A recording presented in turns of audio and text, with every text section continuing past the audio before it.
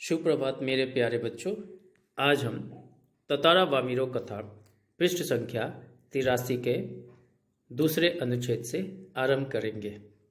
पिछली कक्षा में हमने यही पढ़ा था कि लोगों द्वारा अपमान किए जाने पर और वामिरो के रोने पर ततारा बहुत क्रोधित हो जाता है और उसको कुछ समझ में नहीं आता है कि उसे ऐसी स्थिति में क्या करना चाहिए।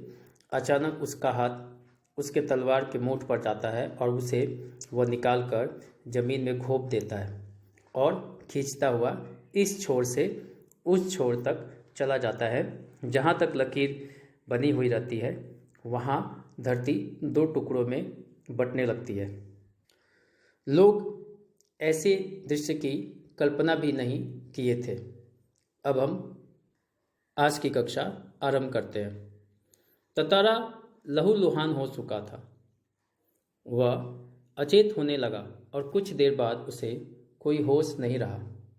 वह कटे हुए द्वीप के अंतिम भूखंड पर पड़ा हुआ था, जो कि दूसरे हिस्से से संयोगवश जुड़ा था। बहता हुआ ततारा कहाँ पहुँचा, बाद में उसका क्या हुआ, कोई नहीं जानता। इधर वामिरो पागल हो उठी। वह हर समय ततारा को खोजती हुई उसी जगह पहुंचती और घंटों बैठी रहती। उसने खाना पीना छोड़ दिया। परिवार से वह एक तरह विलग हो गई। लोगों ने उसे ढूंढने की बहुत कोशिश की, किंतु कोई सुराग न मिल सका। जब द्वीप दो खंडों में बंटने लगता है, ततारा एक तरफ होता है और वामिरो दूसरी तरफ। ततारा जिस भूखंड पर रहता है वह भूखंड नीचे की तरफ समुद्र में धंसने लगता है। ततारा कोशिश करता है कि वह दूसरे भूखंड को पकड़ ले, परंतु उसकी पकड़ ढीली पड़ जाती है। इतना कुछ करने के बाद वह लहूलुहान हो चुका था, अर्थात उसके शरीर से बहुत रक्त निकल रहा था और धीरे धीरे वह बेहोश होने लगा। वह कटे हुए द्वीप के अंतिम भूखंड पर था, अर्थात जो द्वीप उसने अलग किया था उसके आखिरी छोर पर था और संयोगवश वह दूसरे हिस्से से जुड़ा था। बहता हुआ वह कहाँ पहुँचा, बाद में ततारा का क्या हुआ, यह कोई नहीं जानता। इधर वामिरो ततारा के नहीं रहने पर पागल हो उठी।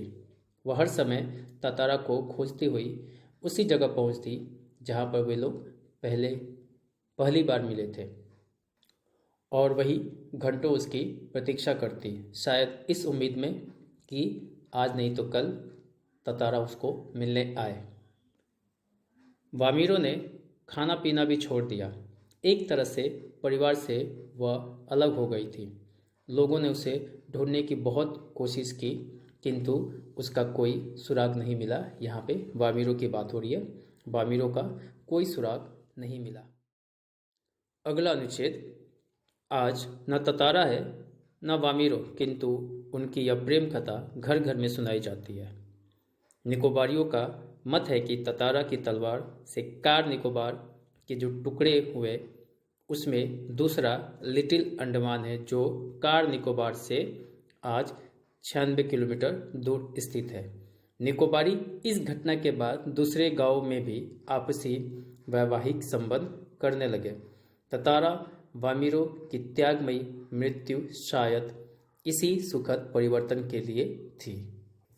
इस अनुच्छेद में यह लिखा है कि आज न ततारा है न वामिरो, अर्थात वर्तमान स्थिति की बात हो रही है, किंतु उनकी जो प्रेम कथा है आज भी निकोबार के हर एक घर में सुनाई जाती है। निकोबारियों का ऐसा मानना है कि ततारा की तलवार से जो कार निकोबार के टुकड़े हुए थे वही आज दूसरा लिटिल अंडमान है, जो इस समय कार निकोबार से 96 किलोमीटर दूर स्थित है। अर्थात जो कार निकोबार के टुकड़े हुए थे वह आज के ज़माने में लिटिल अंडमान के नाम से जाना जाता है, जो कार निकोबार से 96 किलोमीटर दूर है। निकोबारी इस घटना के बाद दूसरे गांव में भी वैवाहिक संबंध करने लगे, अर्थात इस घटना के बाद अब वो लोग समझ गए थे कि यह जो रीति है सही नहीं है। इसके बाद से अब दूसरे गांव में भी विवाह संबंध स्थापित होने लगा। लोग दूसरे गांव में भी विवाह करने के लिए तैयार होने लगे। ततारा वामिरों की त्यागमयी मृत्यु शायद इसी सुखद परिवर्तन के लिए था। शायद वहाँ के लोगों के बीच एक बदलाव लाना था, जिसके कारण ततारा और वामिरों ने अपने जीवन का बलिदान किया था। मेरे प्यारे बच्चों, पाठ का समापन हुआ। धन्यवाद। सबका दिन शुभ हो।